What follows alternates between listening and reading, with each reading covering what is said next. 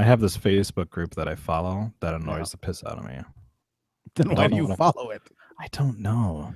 It's like wrestling LOL, and then they'll put up some people. Yeah, lol. Some people will put up these like really vague posts where it's obvious. Like the title will be like "Paige is in big trouble over comments from Raw," and then you'll read the thing and be like, "She might be in trouble for what she says." Like, oh yeah. So first of all, that's not news. Like that's not news, and second of all, she's not in trouble. Like this is like on the news. Yeah. It's like on the news sites. It was like on the shitty news sites back in the day where like the link at the bottom of the story would be, "You'll never guess who was backstage at Brawl," and you click, it's like Stone Cold Steve Austin. He works for the fucking company. Yeah. Why would it be at Raw? Like right, exactly. Or it'll be a teaser of some story and you'll click over to the site and that story is nowhere to be found on the website. Yeah. Right. All right. I have that problem with what's that fucking thing called? Bleacher Report. Every once in a while, they'll get like a notification. It'll be like, "Oh, this crazy thing's going on." I'll click it and be like, "Where's the fucking story?" Ooh. I get an email. I get a daily email from Bleacher Report, and I scan them, but I don't usually click the links. I get the one about. I get the WWE report. Yeah. Mm-hmm. For some reason, that's always kind of funny to me that like legitimate sports sites comment on wrestling stuff. Well, Sports Center is going to be breaking WWE news now. See, but I understand that because Sports Center is garbage, and they just love attention. They don't really have news stories anyways. All they have is like, "What did Danica Kirkpatrick do today? Tim Tebow farted and it smelled like Jesus." Tim Tebow farted and it smelled like Jesus. Yeah, I think I heard that song on the local country station last week. Yeah. Oh, that's not what I want to do. That see, that only reminds me of that Stephen Lynch song. Which one? His country music love song. That's sort of like a tall glass of water. No. Then you farted. Yeah. Oh, baby, you farted. Make milk curdle, make your skin crawl, make the paint peel off of the wall. Don't want to sleep under the covers no more since the hot winds blew from out your back door. Yeah, that's a good song. Mm-hmm. Baby, sure has been a gas. Something up and died inside your ass. All right. I think I shit my pants. Yeah.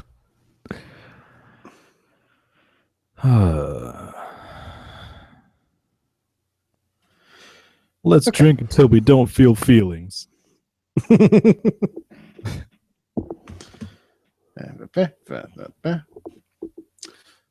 Sorry, Sal, we might actually skip trivia this week because it's fucking 9:00. And you can't blame me today. Yay! Although my kid was making it dangerously close, so I'm just like, go to sleep or Adam's going to be mad at me. It's been a bizarre week anyway. So, but I will be getting a new car on making a new car on Sunday. So hopefully that'll awesome. My wife will stand behind any Toyota that you buy. Not a new car, but fuck, I love Toyota. New to you. Yeah. Anyway. Okay.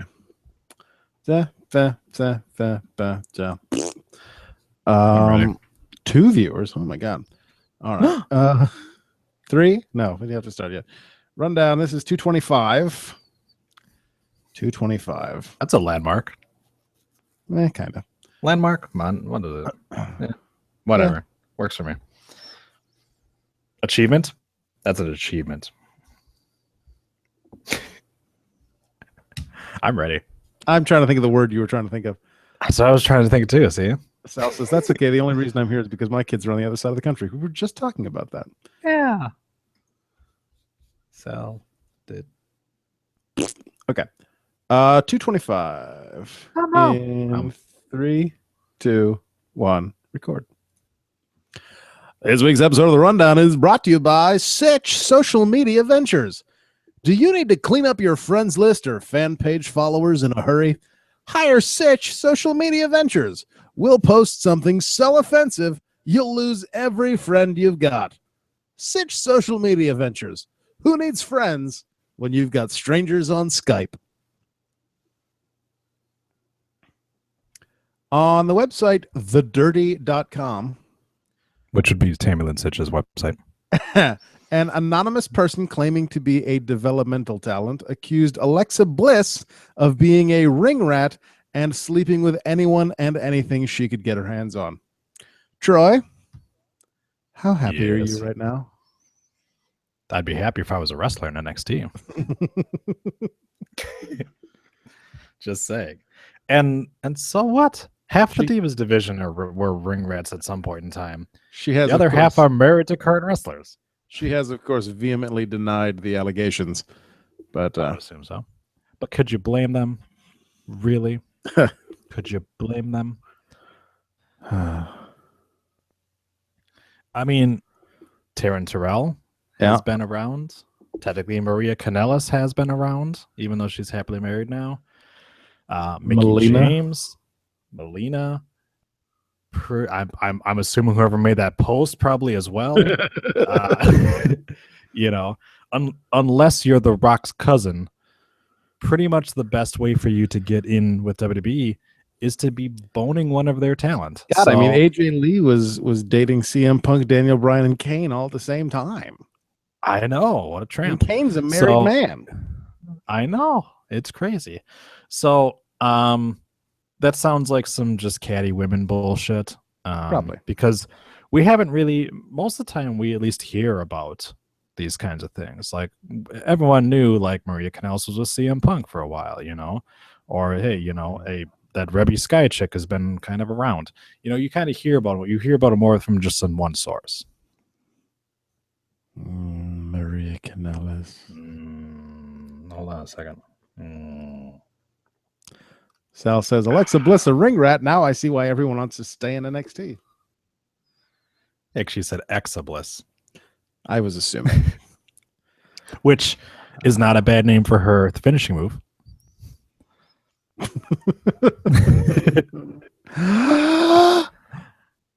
Theme song. My stomach hurts. I'm just gonna pass over to you all my 16-bit themes, and we're just gonna do a different one every week now.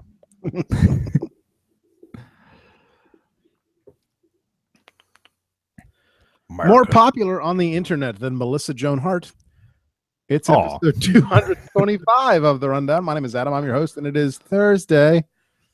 Son of a bitch. Thursday, November 19th. Right? 19th, 2015. Joining me this week. So sleepy. So sleepy. Troy is here. We talk on Thursday night, Michael. It's for those of you listening at home. It's 9:00 p.m. Eastern time. Usually we do this on Tuesdays at around 7:30, maybe 8 o'clock, depending. Yeah. So we're a bit loopy. We're over 48 hours removed from our regular podcast time slot. Troy is drinking heavily. Yeah. So this should be a fun show. It should be a really fun show. Fun show. Great way to kick it off. Let's talk about failed 80s actresses. Okay. So, if it, going back to your fun little reference there. So Melissa Joan Hart calls out Kevin Owens for being a lazy wrestler. And then goes back and said, "No, I wasn't calling Kevin Owens I wasn't calling Kevin Steen lazy. I'm just calling Kevin Owens lazy." Because that makes sense. That's the same person. So Kevin Owens is still doing like moonsaults off the top rope. And like, that's something that's happening. That little running somersault thing. Yeah. This is kind of the problem. Let's call her an average wrestling fan. Okay. The problem with your average wrestling fan is they don't quite understand that there is a different way to wrestle, whether you're a face or a heel. So Kevin Owens can't always do these big jaw-dropping moves because then you'll cheer him because the move is awesome. It's the reason why Seth Rollins hasn't been doing flippy shit all over the ring anymore, and obviously not anymore right now. But when he was a face on the Shield, he was doing all these fantastical moves because you're supposed to pop for them. But as a heel, he has to do different tactics. So he'll do more rest holds and stuff like that, so that you will boo him. Speaking of Seth Rollins, and people whose opinions don't matter, I was scrolling through news stories looking for things to talk about on the show this week, and I saw a headline that was our old friend, he who shall not be named, not Chris Benoit, but the former WWE writer during the Attitude Era, former WCW writer who took them to the shitter. Vic Venom, if you will. See, I refuse to give him any publicity, so I'm not even going to say his name on the podcast here. But it said it was apparently an article about something he had written on why the Seth Rollins experiment didn't work.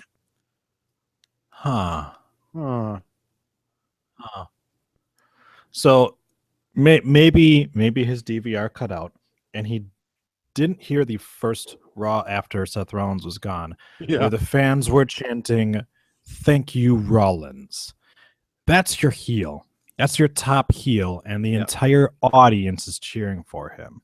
The Seth Rollins experiment works too. That's my new, that's my new jam band. That's Adam Rose. Yes. Yep. The Seth Rollins experiment was a complete success. You made a superstar out of him. You proved that you could take an indie talent, a guy that nobody had really heard of other than indie fans, and turn him into bigger than CM Punk. Let's put it that way. That's a win. So that's a pretty stupid statement. This is a kid from Iowa with half yellow hair who is not he's not your prototypical Vince McMahon wrestler guy.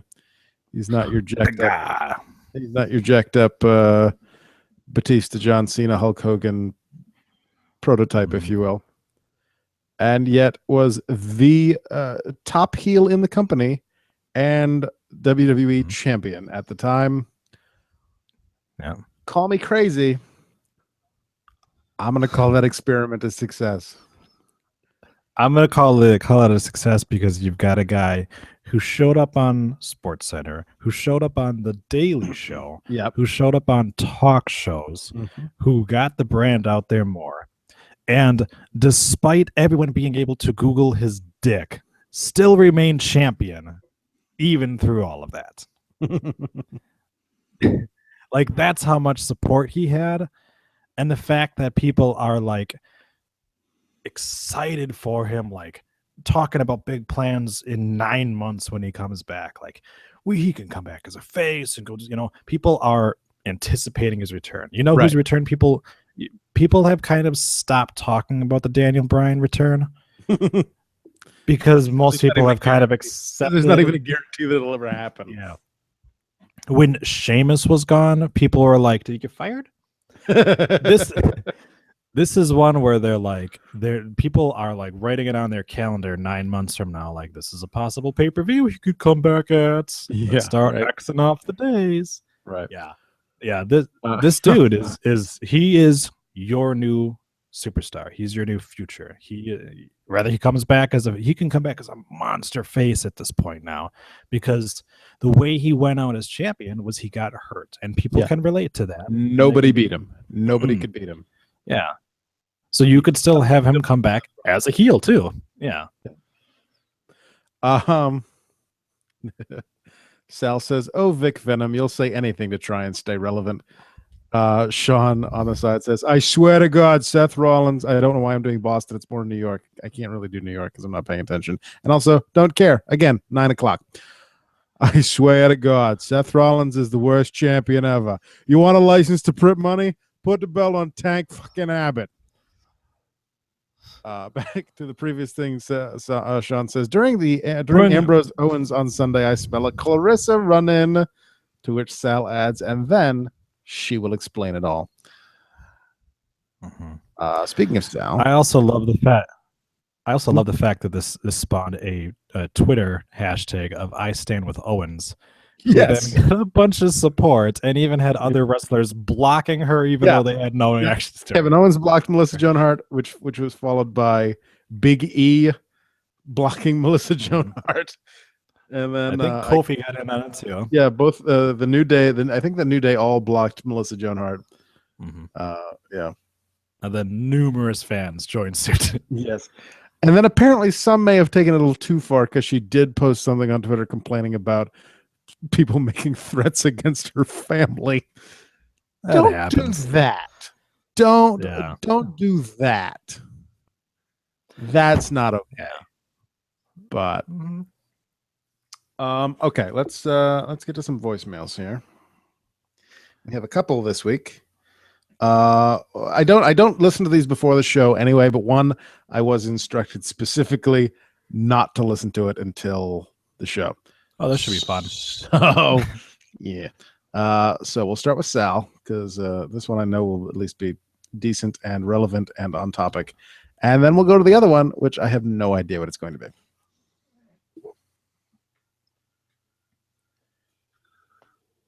First off, I would like to point out that due to a recent episode of Botchamania, I now have a Mario Paint song stuck in my head. Anyway, I want to talk about last night's Raw and wrestling in general. Now, wrestling, specifically in the WWE, is all about storytelling. And what Bray Wyatt and his Wyatt family and The Undertaker and Kane did to start the show was storytelling.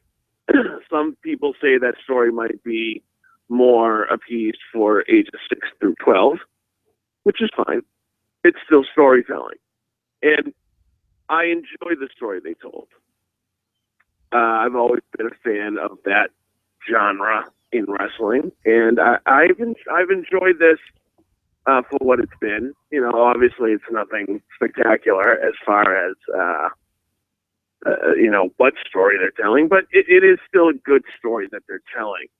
Now, if we fast forward to the end of Raw, what they did in the main event was not storytelling. What they did to end the show was a desperate attempt to get heat on Paige by using Charlotte's real-life situation with the overdose of her brother Reed. Why you would use that now at this point in this story doesn't make any sense to me. He's never been brought up to this point. And it really screamed just getting cheap heat. Now, if you wanted to pick on a Flair and you're in South Carolina, I think it would have been very easy to pick apart Rick. You could have, gone as far as to been like, well, your absentee father, Ric Flair. But to blatantly exploit the death of someone to get heat, I mean, it's pretty much right along the lines of Randy Orton saying, he's not up there, he's down there in hell. Like, it's just stupid. It's stupid. It's grasping at straws. And I'm not even complaining, that it's tasteless. I know Punk did a lot with Paul Bear going into WrestleMania 29, and that was obviously right after his death. So it's not the first time they've used somebody's death as a storyline or to get heat. But last night didn't make any sense. Like, at least when Punk did it, there was, the whole time when Undertaker was fighting with Punk, he was he had said I'm going to attribute this to Paul Bear. So there was a storyline going in there. And it was different than what they did last night. Last night, there's been no mention of Reed Flair to this point. And then just to do that was, I don't know. It just, to me, it seemed desperate, and it seemed like bad writing. You know, you want to get heat on Paige, have her send Becky Lynch out on a stretcher, have her make fun of how many wives Ric Flair's had. But to do what they did last night, it just shows they're really not very creative. Talk to you guys next week.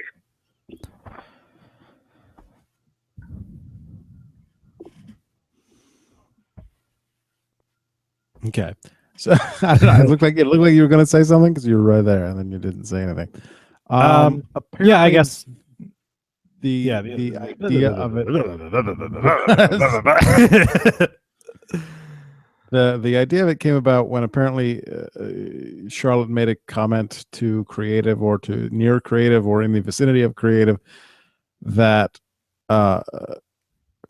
she is in wrestling because of her brother, or her entire career is because of the death of her brother. And so that became kind of weaved into this contract signing that they did at the end of Raw. But I believe Sal does have a point in the fact that it's never been, the name Reed Flair has never been mentioned on WWE TV before, as far as I can remember. And it did seem a bit abrupt, I think is a good word for it. A bit, oh, hey, here's something that'll make Charlotte cry in the ring again. It was kind of odd because we know of another Flair, David Flair. Like, bring up his failed wrestling career, or, you know, bring up anything else. But maybe let's not do that. I mean, what is she going to do next? Is she going to make fun of Owen Hart when she's feuding with Natty? I mean, come on. Your wrestling career, you'll end up worse than your brother's. Oh, no, I meant David. I meant David. I'm sorry. I'm sorry. I forgot you had another brother. Mostly because you don't. Just say it. As for the beginning of the show, I did like the whole Bray Wyatt Undertaker thing. My one point though was open the show with a nice moment of silence, tribute to the victims of the Paris terrorist attack, and then the Undertaker. Bring out a guy whose literal name is something that people are probably talking to right now. Who's literally the dead man. Yeah. Oh my God, it's a dead man and a demon. Maybe flip-flop the rundown on the show a little bit. Maybe reschedule some segments. Maybe. Yeah, how about that? Excuse me. Unintentional comedy. It was odd. The other thing, I'm not very happy with the Brothers of Destruction storyline anyways, because you literally had them come out and take out the entire White family.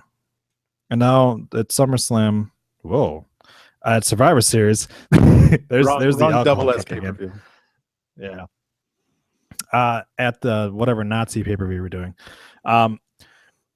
We're going to have put them in the elimination chamber. And we will continue until only one of them is left. As long as I get to turn on the gas. You're going to have the Brothers of Destruction take on 2 members of the Wyatt family, with the other 2 at ringside. The only thing I can think that's going to salvage this match is if the numbers game plays up and then you have some big return or some big surprise shot come out and help them. So this would be a good chance to have maybe Lesnar come and help out after the match, after a smash finish, or maybe finally the return of Daniel Bryan's corpse. Why would Lesnar help the Undertaker though? Because they have respect now. I don't know. It's creative writing. They'll come up with some excuse for it. Why did Damian Sandow join up with the Miz in the first place? Nobody fucking knows. Nobody cares. Was a stunt double. Because this is what happens. We are going to talk about Curtis Axel, right? Speaking of failed talent. Are we going to talk about Curtis? We can talk about Curtis Axel. Sure. Why the hell not? I don't Curtis have a story Axel. about Curtis Axel, but he's been doing shit on Twitter. He's been doing shit on Twitter because this worked really well for Heath Slater. Actually, well, I will say it got Heath Slater like 10 minutes of TV time straight weeks, so I'll give it that. But we have some chick looking through a vintage photo album, and all of a sudden there's a picture of Curtis Axel in it, which doesn't make a lot of sense, with hashtag where is Axel? To which I would probably put pretty soon in the unemployment line, hashtag where's Axel? But yeah, maybe it'll work. Maybe he'll come back on, Saturday Morning Slam, if that's still a thing. It's not. Oh. We'll be on NXT Kids. There you go. Yay! NXT babies. NXT babies. I love you, Mr. Axel. On the side, Sal says, by God, that's got to be Brock kicking Bray Wyatt in the yam bag. And going back to a couple stories ago, Sean says, I think all those wrestlers blocking Melissa Joan Hart is very disrespectful to her father, Brett. Yeah, her brother died. Ferguson? Huh? What? What happened? I was making a Clarissa Explains It All joke. I never watched that show. That's probably why I didn't understand. Wow, that's shocking. Okay. Yeah. Hashtag where's Curtis? I wasn't a fan of her. Hashtag where's Axel? Where's Axel? That's where it is. All right. It's mystery voicemail time. I hope this isn't prediction related because we're not doing that to the end of the show, but we'll see. We'll see what this is. Hello, Rundown. This is Adam Sandler calling in to express my admiration for your fine quality podcast. In fact, with Thanksgiving coming up, in honor of the show, I have rewritten my holiday classic, the Thanksgiving song, and turned it into the Rundown song. Want to hear it? Too bad you have no choice. Here it goes. God. Love to listen to the Rundown, 'cause it's good. Love to listen to the Rundown like the good boy should, 'cause it's Rundown for fans. So good. The Rundown's my favorite wrestling podcast show. There are a few things that I think you should know. It's hosted by Troy and hosted by Adam. During the Gulf War, we tried to bomb Saddam. Josh Dandy Braxton Reigns, you just can't lose. Steve Austin punched Deborah and she got a bruise. Oh, God. I like to watch the videos on the YouTube channel. I get mistaken for a lesbian when I wear flannel. Shadow Vein and Pen15 are so much fun. I once touched myself and thought of Billy Gunn. WrestleMania, SummerSlam, and Hell in a Cell. I don't like the way that Armenians smell. Sometimes we get appearances by Troy Star or Lucy. I heard the Mina Snooker has a real hairy poodle. Oh, how I love to listen to the Rundown on Thanksgiving. I have a Thanksgiving, everybody.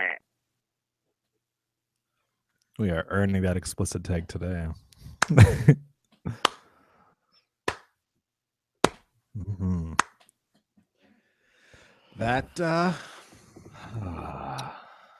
was a thing that happened. Thank you, Mr. Sandler. Thank you, Mr. Sandler, for gracing us with a song. That was your movies are still terrible. Not at all what I was expecting. Okay. No new voicemails. No new voicemails yet. We'll see what happens. Going back to last week's show very briefly. Yes, I fucked up the trivia, but it doesn't matter because Troy still would have won by 1 point instead of 2. Yep. Yes, Dean Malenko is in the Four Horsemen. Yes, I misread something on Wikipedia. I'm sorry, I'm not as good as Sal. Okay.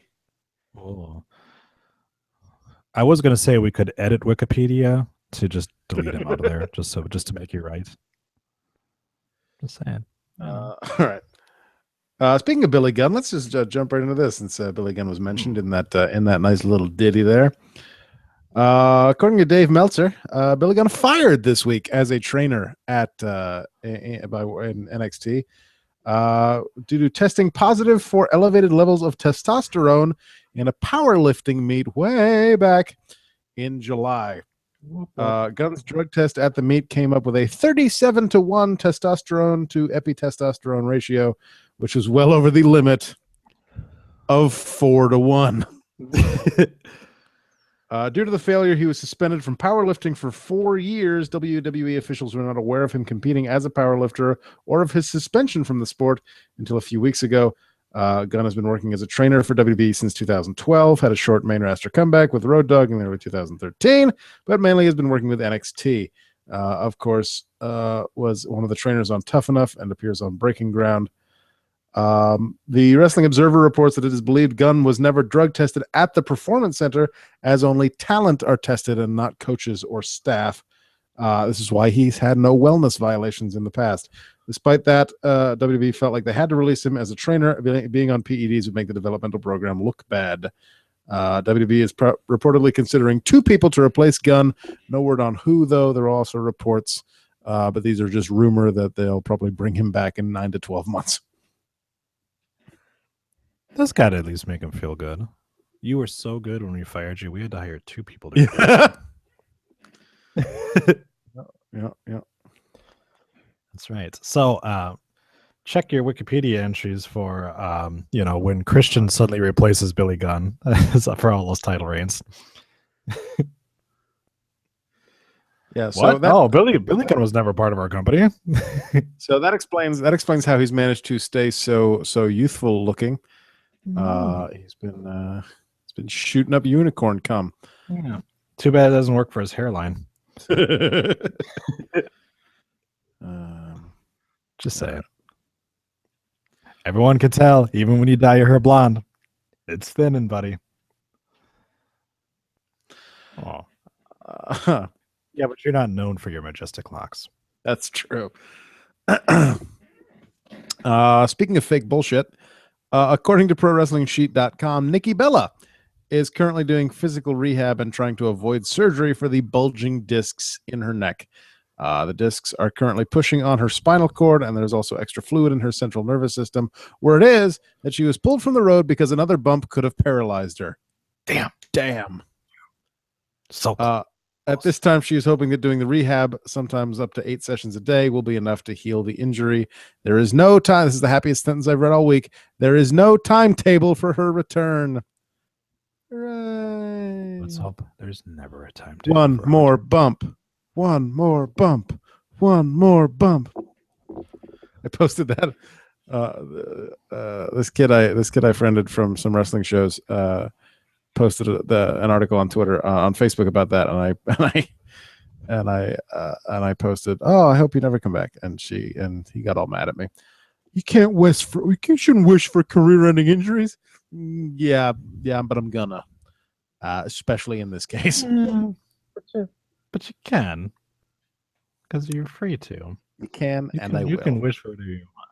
I can wish for there to be a second Holocaust, and it's just fine, because in the internet, there is no law. Well, that took a turn. Would you like to take a shower?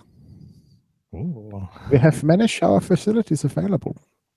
If you would like to take a trip, we have a hot train car that you can get into. Don't mind the door. It just locks behind you automatically. It sticks a little.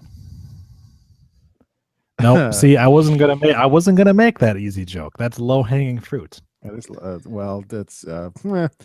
another joke about low hanging fruit. Sean says Nikki Bella has a bulging disc. All right, John Cena's throbbing bulging disc all up in her tonsils. That's a Sports Night joke. Kind of. That's not, but whatever. Sports Night was a good show, and I'll take any chance to reference it. This might be my favorite headline of all time. Oh God. Brazzers offers Eva Marie a job. I saw that. When this whole wrestling thing blows up in her face. I saw that, but I didn't read it. You don't need to read it. You don't know. Oh, okay. Sal says, you think if she got paralyzed, John Cena would leave her for Alexa Bliss? Oh, I would instantly hate Alexa Bliss if she's sunk so low as John Cena. You could do so much better. That ass could do so much better. And by the way, it was Austin Aries and Gunner. Okay, gotcha. Do you watch ROH at all? Yes. Okay, so you know the Kingdom. Mm-hmm. Right, I know those fellows. They're very nice fellows. The Wrestling Observer newsletter reports that WWE has expressed interest in bringing Michael Bennett and Matt Taven on board. Oh, I would jizz in my pants right now. Right? Someone called jizz in your pants, Murphy. Jizz in your mouth, Murphy. Yeah. I got a job for him. Maria Kanellis, Bennett's wife, recently noted that her contract is up at the end of the year. No word on whether there is interest in bringing her in as well. But that would make me very happy because that would be the first person I know personally to sign with WWE. And that would actually make me very excited because I know Matt Taven, because Matt Taven actually kind of came up through Liberty States Wrestling, which was No Limit Pro at the time.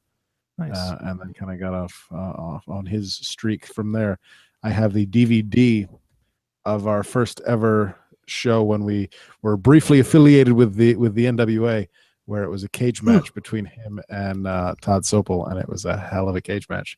So, nice. Fingers crossed for that. Michael Bennett's a hell of a guy. He's a really nice guy. I don't know him well, but I do know him. We have met in locker rooms in the past. He's a hell of a guy. And I wish them the best if that is the case, because that would be fantastic. Plus, he's not only that, but he's a really good wrestler, and he honestly has the look. Yeah, too. You look at the guy, and you're like, you look like you should be towards the top, at least up. And if Maria comes back, just fucking Mount Rushmore all over the place.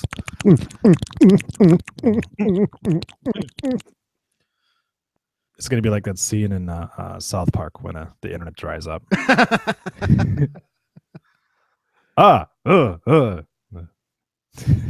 I'm just recalling I don't even know which episode it is, but there's an end of an episode where it's just the last shot of the episode is Randy and the bedroom and their bedroom just covered in semen. Yep. That's pretty much how it's going to be if Mary Kanellis comes back on TV. On WWE TV. She brings the kingdom with them. Yeah. Even NXT, I don't give a shit. you put her in a match against Alexa Bliss, and it's just good.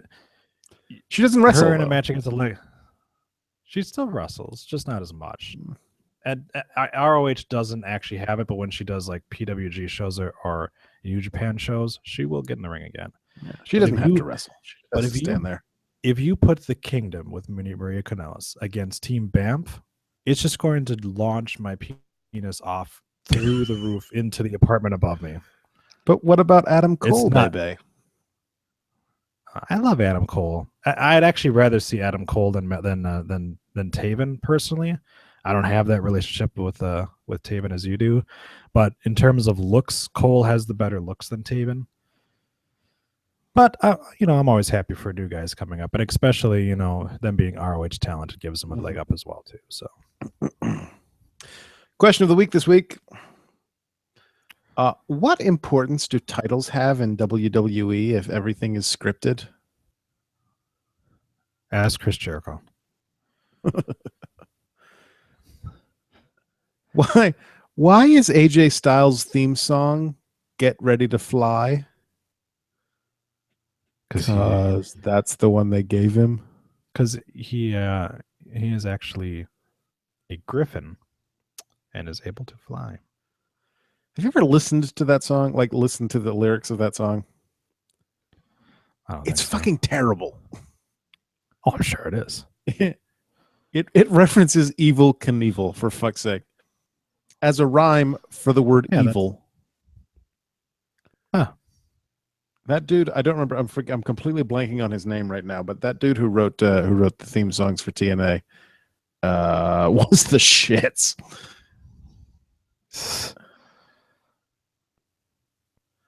The beer money song is terrible as well. Anyway, yeah. Well, that and the hardcore country, that's a terrible one too. Pretty much most of them. And let's not forget the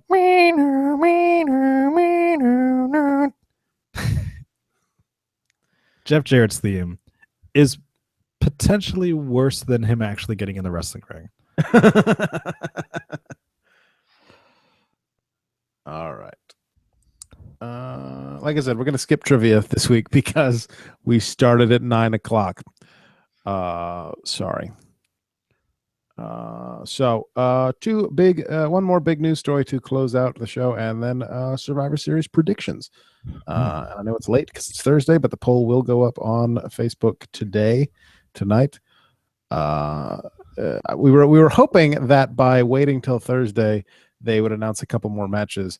There's one more that they announced on SmackDown, and then one that they announced but haven't announced any participants for. So, but first, TNA has announced that starting on Tuesday, January 5th, TNA Impact is moving to Pop TV. Yay. Pop TV is the That's another.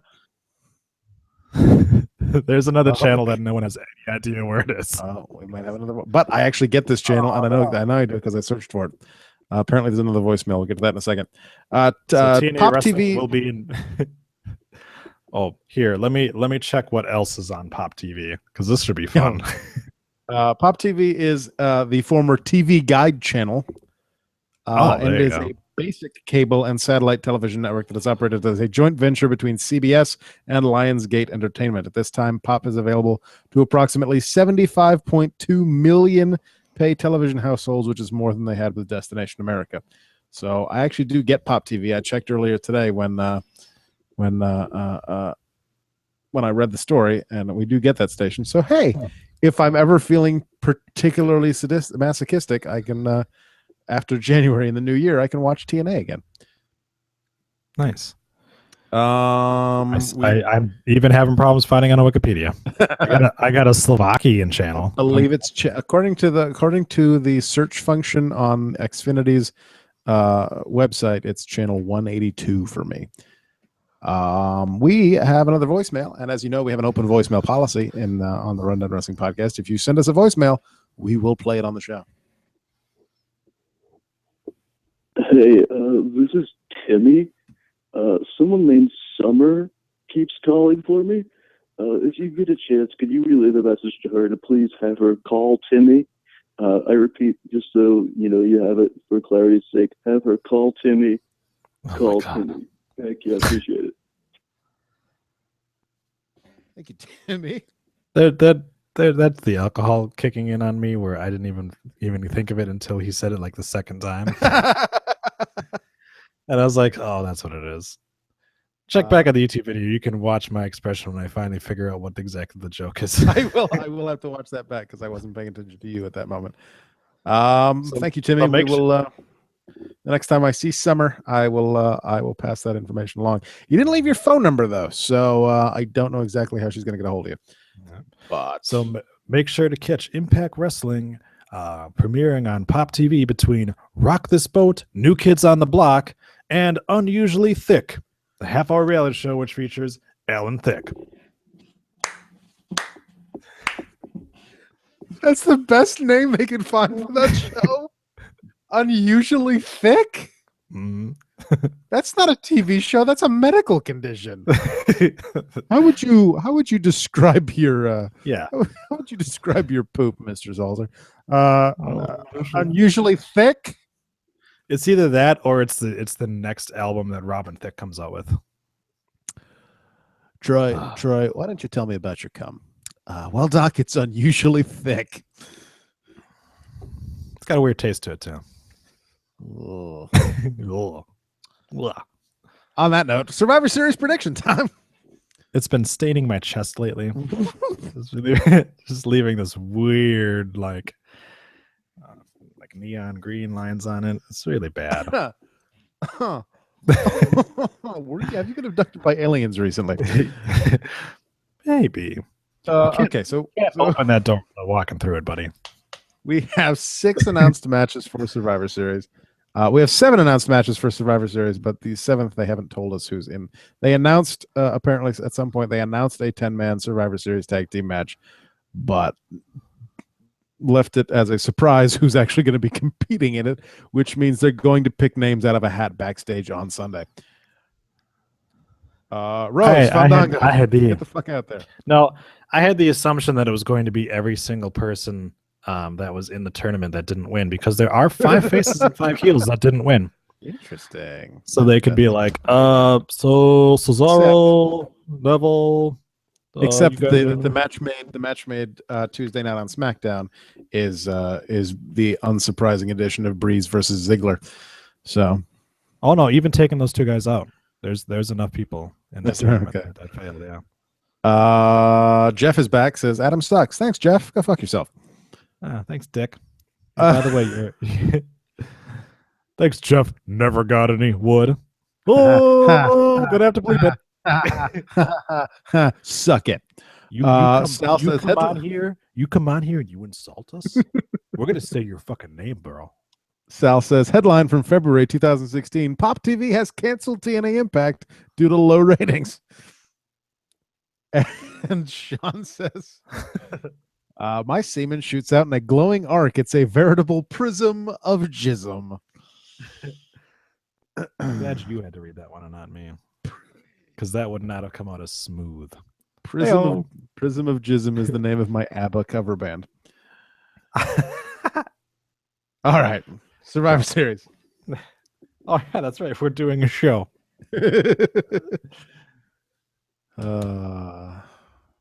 Yep, no more voicemails. Okay. Survivor Series. As we just said, Ziggler versus Breeze. Mm-hmm. Breeze. I'll give Breeze the pay-per-view debut victory here. Considering that we had Breeze lose his first match and win his second match, I would say that, yeah, in order to continue this feud, which hasn't been terrible, I think you have to have Breeze go over. Okay. Charlotte versus Paige for the Divas Championship. See, I still don't buy that Paige is winning the belt, so I'm gonna have to say Charlotte retains. Yeah, I agree with that. Taker and Kane versus the Wyatts, but which 2 Wyatts? Last I saw, that's what the Peds says, and by Peds I say Wikipedia. So I'm gonna go with the Brothers of Destruction. Here's the fun part: you blanked out there with whatever the Peds says, so I don't know. I don't know who you said was participating on the Wyatt side. Sorry, that would be Braun Strowman and Bray Wyatt. Braun, really, Bray? Okay, he's not going to send his mercenaries. Yeah. All right. But yeah, I think they gave it to the Brothers of Destruction. No matter which members of the Wyatt family are on the other opposing side, I think Taker and Kane take it. WWE title tournament. First quarterfinal matchup, Owens versus Ambrose. I think we discussed in plenitude last week how we all felt that the title is going to go, or that the tournament is going to go, rather, where it's going to end up being Ambrose versus Roman. So are we still in agreement on that, or have you changed your mind? Oh, you have 2 of your upper mid-card title holders in the semifinals. There's no way that either of them 2 make it to the finals. Okay. So, and plus storyline wise, it just wouldn't make sense. You don't want to hurt Owens that way. And having the 2 Shieldish members face off against each other is, it's something that'll bring the audience in. So they're like brothers, man. Except they're as much brothers as the Brothers of Destruction. So yeah, Owens versus Ambrose, Roman versus Del Rio, and then Ambrose versus Roman. Now, common thought on the internet is, especially after Dean's tirade of a promo on Raw Monday night about how if he wins the tournament, he's going to change everything. And my personal favorite part: replace the announcers with a fish tank. Yeah, no, Michael Cole specifically. Yeah. Thought amongst the interwebs is that Dean Ambrose is going to side with the Authority, become the corporate champion, and win the tournament. Which of course means that it won't happen. I was actually I rethought this a little bit. Yeah. I actually think Reigns is going to turn heel and then lose to Ambrose. Okay. Sean So you texted me. Go ahead. Sean texted me earlier saying everybody thinks Dean's going to turn heel and win. What if neither of them turn heel? Sheamus becomes the corporate champion by cashing in the briefcase after the tournament. That would be terrible. Nobody wants to see that. Not even Sheamus wants to see that. Yeah, so I'm leaning Ambrose turns heel, wins title. I will shit my pants if that happens because it's Dean Ambrose as the WWE champion. Which would be great, but you kind of make him Stone Cold, and he is a perfect foil for the Authority. And yeah, it adds a little bit more to it if you turn around and have Triple H try to help Reigns win, and then Reigns loses anyways. Mm-hmm. Or you just have the two of them fight. Remember the last time we had a WWE title tournament at Survivor Series? Everyone's talking about it. The Samoan turned on the white guy and joined the corporation. So this time perhaps it's the other way around, or like you're thinking, they do the same thing, but the Samoan doesn't win. Yeah, which is always possible. Either way, if Dean Ambrose wins the WWE Championship, shit will be in my pants. Will he be the first CZW wrestler to win the WWE Championship? The first guy who's actually taking a what was that? A sawzall to the forehead to have won the WWE Championship. Good God! I want to say probably. Not paying any attention to CZW because the only thing I know about CZW is how many times it shows up on Botchamania, and every time it shows up on Botchamania, it looks damn awful. It looks fuck damn awful. So I have no interest in that. But okay. So that's all we have for Survivor Series. So let's clear up the side here. Sal says, you're very close, Sean, but it's Ambrose turning heel in response to Sean's comment. Remember when Owens told Rollins, you owe me one a few weeks ago? Why not have that favor be Triple H making Owens the new corporate champion? Just kidding. That'd make too much sense and be too awesome. That is true. What else we got here? Sean says, Dean Ambrose turning heel would make 0 sense for his character, so it'll probably happen. Yep. And Asshole Jeff wants to know who's the next call-up from NXT? Your mom. Oh. Snap, son. Eat it. Snap. I hope to see you on December 5th. With that. Eat a cock. I love you, buddy. That does it for the rundown for this Tuesday, November 17th, 2015. 138 days since Finn Balor won the NXT Heavyweight Championship. Go to audibletrial.com/rundown for a free audiobook and a 30-day free trial of Audible.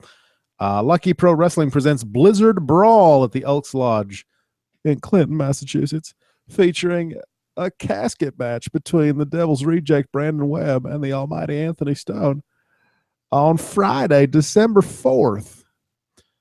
And then Liberty States returns Saturday, December 5th for Holiday Havoc at the John McCarthy Elementary School in Peabody, Massachusetts. Atlantic Pro Wrestling returns next year, February, with Wrestling for Reading 3. Details on that as they become available. Follow us on Twitter at Rundown Podcast. I live tweet Raw. Sometimes I live tweet NXT. Sometimes I live tweet SmackDown. Sometimes I live tweet my Sunday night bath. And sometimes Andy live tweets old things that he watches on the WWE Network. Send us an email at rundownwrestling@gmail.com or be like Sal and leave us a voicemail at 206-202-6478, 206-20. Angst. Yeah. Like us on Facebook. Tell your parents and your grandparents to like us on Facebook at facebook.com/rundownwrestling. Also go to Facebook this week to get the link to the Survivor Series prediction contest poll. Winners to be announced soon. They did just release a Gobbledygooker t-shirt on WWE Shop. If the hosts here can scrape together $25, that may have to be the grand prize for the prediction contest. To make a donation of the monetary variety, go to rundown.podomatic.com, Podomatic, rundown.podomatic.com. Click the PayPal donate button on the right-hand side of the screen. Watch archived episodes at youtube.com/rundown podcast and circle me on Google Plus at google.com/+Adam Rundown Host. If you donate more than $50, I'll say whatever the fuck you want. Feeling constipated? Clear yourself out at tinyurl.com/distant horizons. It's poetry for your asshole. Check out our sister podcasts, Shadowvane at shadowvane.net and Patreon, Patreon, patreon.com/Shadowvane, and the Pen15 Club on Podomatic, iTunes, and Stitcher. Episode 2 coming at some point. Beefcase.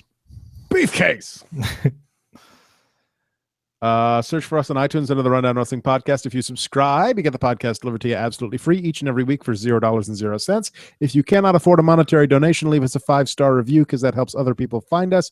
If you leave a text review, we will read your name and your review at the end of a future episode. Jeff says Adam live tweets his ad. Okay. That's not a thing. So Sean wants to know, is wrestling for reading a program? What's that? I don't know if he's going to be allowed to be on the program anymore. Sean says, is wrestling for reading a program which teaches wrestlers how to read? Yes. And says, here's $50. Tell the world that you approve of Subway Jared's actions. Again, if you have to actually send me the $50 and then I'll say whatever the fuck you want. But you haven't actually sent me the money. So no. One last check of the inbox. No new voicemails. Thanks to Tegan Brown for the logo. Thanks to everyone for listening. Thanks to Sean and Sal on the side. Go fuck yourself, Jeff. Thanks to Troy. Thank you. Thanks to Sal for the voicemail. Thanks to Adam Sandler for the voicemail. And thanks to Timmy for the voicemail. And thanks to iFightDragons at ifightdragons.com for the theme song. Next week, I'm going to be on that shiny new laptop over there as opposed to this crappy old laptop here. So that'll be fun. Plus, Survivor Series predictions and a slow news week because it will only be 4 days from now. 6 days from now. No, 5 days from now. I can't math. Shut the fuck up. It's 10 o'clock at night. We already did predictions. Did I say predictions? Report. Whatever. Survivor Series. It's 10 o'clock at night. Did I mention that? Survivor Series report next week. Yeah. And as always, Jacob, good night and good luck. Fawn, Don, go fuck yourself. And I leave you with this thought. If Dean Ambrose is from an asylum and TNA started in the asylum, did Dean Ambrose create TNA? No. Bye-bye.